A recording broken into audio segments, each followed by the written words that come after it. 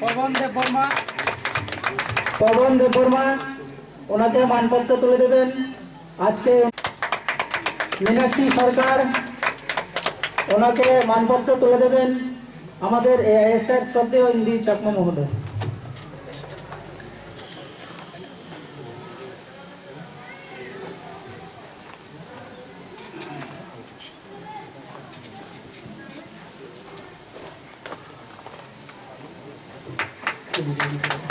Madam মনিতুষ Debbarma ওনাকে মানপত্র তুলে দেবেন আমাদের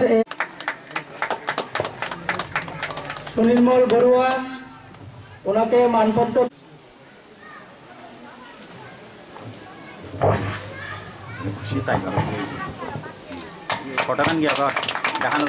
রতনকান্তি সাহা ওনাকে মানপত্র তুলে দেবেন। দীপা বড়ুয়া ওনাকে মানপত্র তুলে দেবেন।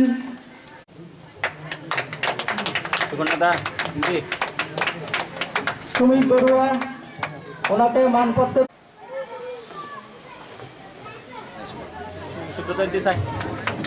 সুকর্ণ চাকমা ওনাকে মানপত্র তুলে দেবেন আমাদের আজকের ওনাকে মানপত্র তুলে দেবেন আমাদের বিশিষ্ট সমাজসেবী শ্রদ্ধেয়া অনিতা দাস মহোদয়া।